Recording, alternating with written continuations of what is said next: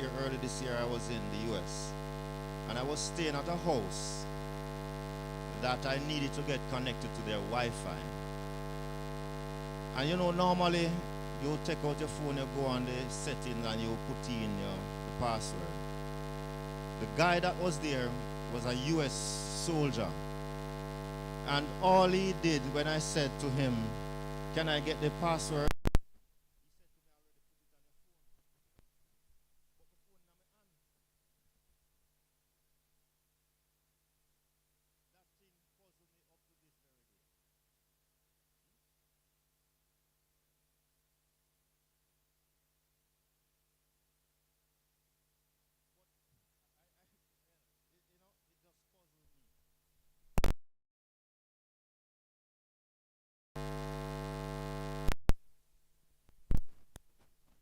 Uh, yeah. So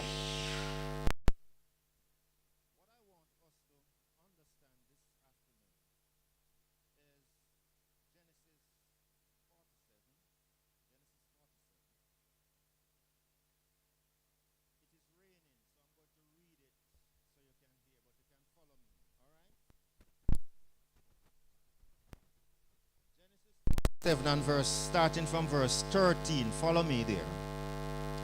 And there was no bread in all the land, for the famine was very sore, so that the land of Egypt and all the land of Canaan fainted by reason of the famine. So famine was in Egypt, which is a symbol of the world.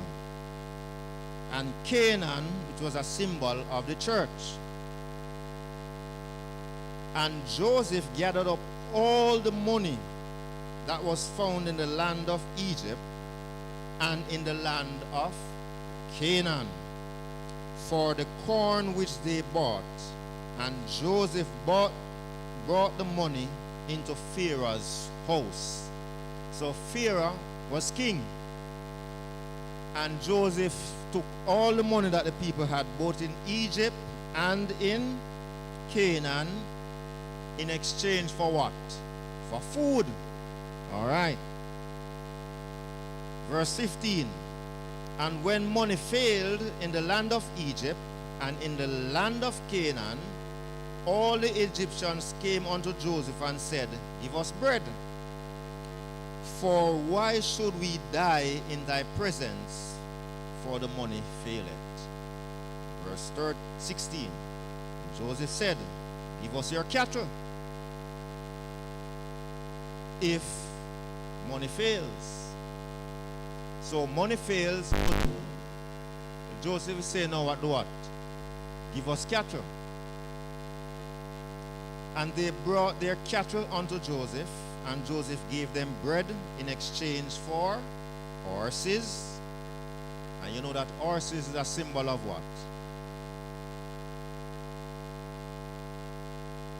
When they use horses in those days, they use them for battle. In other words, the horse represents your means of transportation, basically.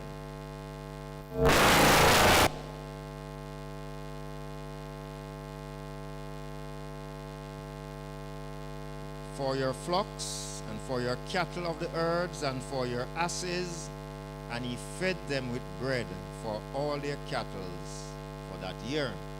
So money fails, then he took their possessions. All right, let's read on. When that year was ended, they came unto him the second year and said unto him, "We will hide it. We will not hide it from thee, my Lord. All that our money is spent, my Lord also at our herds and cattle, they are not left in the sight of my Lord, but our," wanna follow me in the story? "But our bodies and our lands. Wherefore should we die before thine eyes, both we and our land? Buy us and our land for bread, and we will And we will be servants unto Pharaoh, and give us seeds, that we may live and not die, that the land be not desolate. So you see desperation, food. You give your money for food. Then you will give your possession for food. Then you are going to give what now? Your land and your body for food. Joseph brought all the land of Egypt for Pharaoh. For the Egyptians sold every man his field, because what? The famine prevailed over them, so that the land became what? Pharaoh's land. Did you know that the Bible refers to Pharaoh as the great dragon?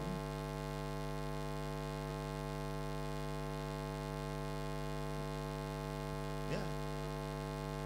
That Pharaoh was referred to as the great dragon. In other words, Pharaoh was a symbol of the devil. And it refers to Egypt as the iron furnace. In other words, once you are trapped in Egypt, you can't get out. Only by God's power alone. Yes.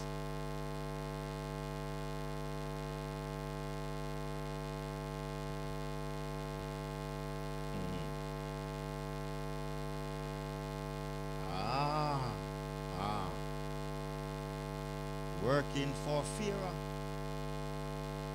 Right? So Joseph never said, all right, let me give you food, and you keep your land. He took their land to give them food. Let's continue. And Joseph bought all the lands, all right, verse 21, and as for the people, he removed them to what? To cities from one end of the borders to Egypt, even to the other end thereof. In other words, he's now what? They are now under Pharaoh's control. So when you put them in cities, then you can what? You can control them even more. Gated communities.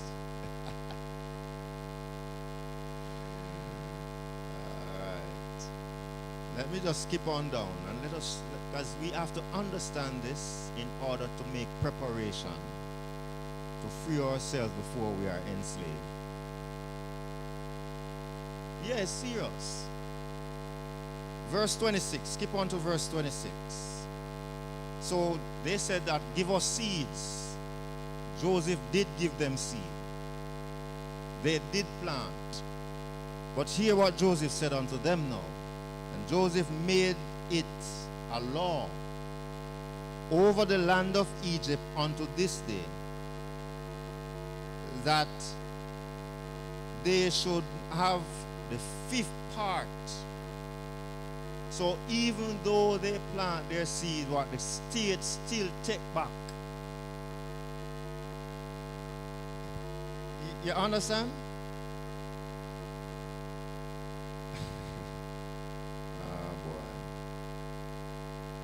Let me just read verse 24 to get a bigger picture. And it came to pass in the increase that he shall give the 5th part unto Pharaoh, and 4 parts shall be your own, for it is seed for the field, and seed for food, and for them of your household, and for the food of your little ones.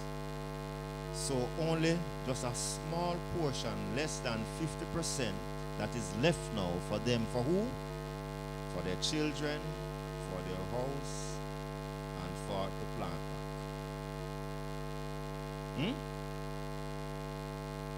No, the 4th, only scripture says the 4th, only 4 parts shall be left.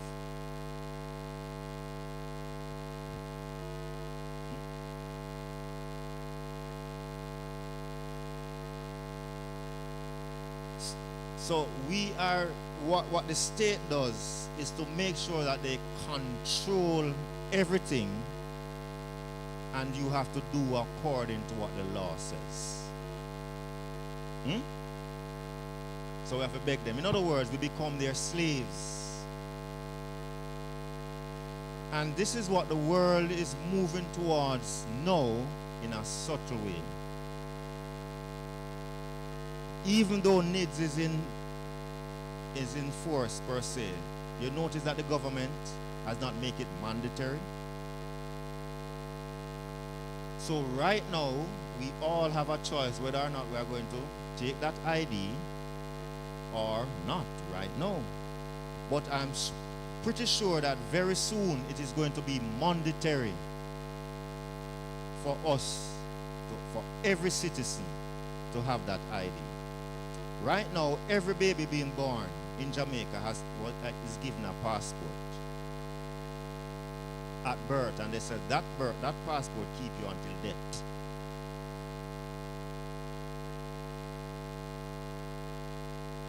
Revelation 13 tells us that no man might buy or sell save what? He has the mark, the name, or the number. How shall we escape this as Seventh-day Adventists? Many of us who have worked hard, and many of us mentioned today. The government can simply well just shut down your pension. And I know that JPET is not going to be lenient. Water Commission or the other cable bills. You can't go trust the people in food. Going, brethren, that we remember Lot's wife. Hebrew chapter 11. Hebrew chapter 11.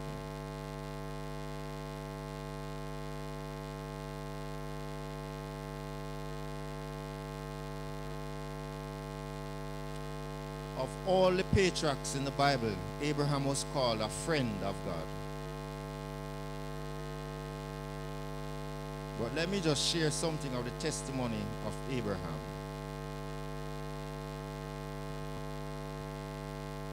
Hebrew chapter 11, starting from verse 8. And it says that by faith Abraham, when he was called to go into a place which he shall after receive as an inheritance, obeyed.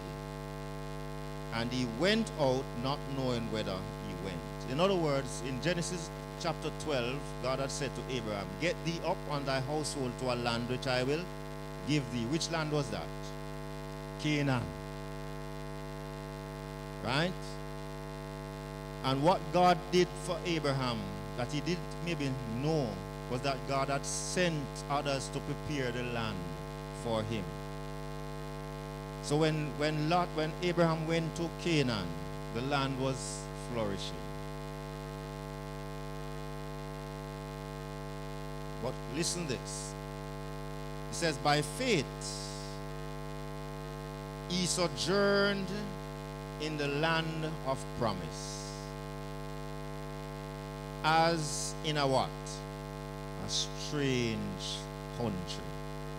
So this is the plan that God gave him, you know. But the scripture says by faith he dwelled there as what? As a stranger. Dwelling in what? Tabernacles with Isaac and Jacob. And you know when it says tabernacle, what it means? Huh? Tents. It was his land. But Abraham did not build a permanent structure. So he built something that he could have just pull up, pull down, and move. Today we have permanent homes, don't it? Yeah. If we lose it, we were there out a door. But he says, by faith, this country dwelling in tents with Isaac and Jacob, the ear when he taught not to cling on to the temporal things of life. For he looked for a what? A city which had foundations, whose builder and maker is God. In other words, what Abraham was looking for was something more lasting than the temporal. Many times when I look at the international news in California or Los Angeles, how fire just raged through and burned down the rich people's house. I remember seeing a news where an entire family have to run out of their car, leave up to the very grocery to save their own life. I'm just saying to us this afternoon, brethren, as we see the signs around us. In Luke chapter 21, it tells us that the sign in the sun and in the moon, in the land and nations. Scripture says that we must look up for what? Our redemption draweth nigh. What we are seeing coming, brethren, is not to make our life easy, but is a trap around us. In closing, I remember watching an exposed video by the Illuminati, and I was told that the person who posted the video on YouTube was assassinated. It was a training video by the Illuminati. And in the video, I'm not sure I think maybe it's still on YouTube. So if you want, when you go home, you can type in the expose Illuminati video, and you will see it. It was a training video where they were recruiting bright minds. Because, let me just say this, that under the Vatican, they have what is called the TT30. That TT30. It is Think Tank 30. What they does is to recruit those who are brilliant under the club and train them for their use. So when you see Harvard looking for bright minds, Oxford University, even the last finance minister that we had the other day, you think he was a normal person?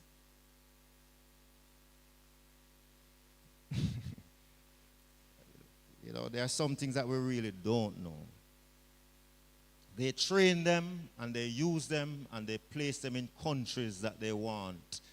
And sometimes they call it economic suicide, I think. I'm not sure if I get that name right. Yes, my sister.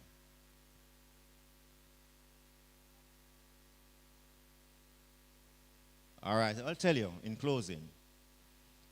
You hear the question? With all of what is happening now, what do we do as Seventh-day Adventists? What we should do now is make preparation for departure. So instead of adding to the temporal, we should reduce. Instead of building homes in the cities, we should reside to the countryside. So if we can go back to a piece of land where our grandfather did live, or where our grandparents live, or if we can find something. Ellen White encourages us to leave the city and go and reside where we can farm the land in time for us to get food.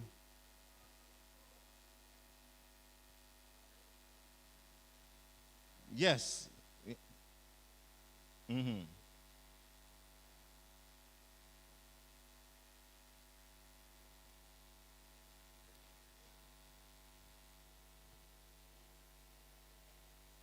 Yes, but you do that from the outpost. Just like Enoch. What Enoch used to do, Enoch used to live in the country or the mountains, and he come into the city, evangelize, and go back. So sometimes they would see Enoch, and there are other times that they don't. So let wisdom place it. And as my sister says, once we are connected, God directs our path and tell us when to leave, when to go and evangelize, and when not to. God will always direct our path once we remain obedient and we listen to the voice. Stay connected to him. Then he will lead us into the right path and he will lead us out of trouble. Not to say, that when everything starts to happen, it won't affect us, But according to the psalmist, I was young, now I'm old, but I've never seen the righteous forsaken, nor what? seed begging bread. When there was a famine in Samaria, Elijah was affected. Don't it? But God placed him where? At a brook. And he was fed by the most strange thing, a raven. But God provides. So it is not necessarily the plenty that we should seek after, but what God gives us is sufficient for our survival. Yes.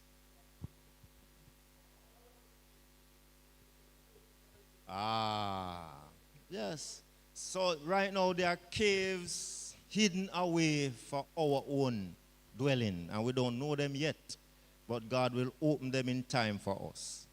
You know, on a point here, when he says flee to the mountains, it has a literal application and it has its spiritual application. Some years ago, when the Russians attacked Afghanistan, they couldn't beat the Afghanistans because they lived in the mountain. And when America decided that they were going to attack the Afghanistan, the Russian government says you can't beat them. Because they tried, because they are just bordering, Russia and Afghanistan are border, and the Russians couldn't beat them. And they told the Americans, and you can't beat them. Because they live in the dense mountains, and there is no technology on earth that man can develop that can penetrate the mountain.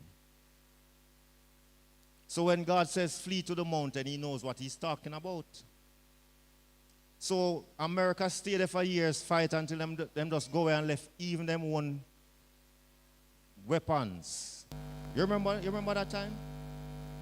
Them just take out them soldiers and left everything else. So when he says flee to the mountain, God knows. But it also says in the great controversy that there's going to decide on a night when they are going to kill all of God's people. It is at that time, the scripture says, Michael will stand up for our deliverance. In other words, we have nothing to fear for the future. So if government take our money, it is their money. Don't the money Bank of Jamaica? And none of it have our name on it, nor our address. The ID that the passport is government, you know. Yes. Ourselves. Yeah. No, but the weapon is food. What you're going to do? Like COVID. You know, COVID time, remember when the government was saying of sending out the people and buying them by letters? I don't remember them time. I don't forget them time then. So if your name come up, like my name who is Leslie L. and a Sabbath, Uncle Sabbath alone, we can go buy bread. Many Adventists use their supermarket line, you know. On the Sabbath, because what? That is the only day the government said that they can go out. So what they are doing, COVID really was a test run. And as Satan has said to God in relation to Job, a man will do anything for his life. And Satan knows that. We sell our one another. We just read that the people themselves, we will sell just for food.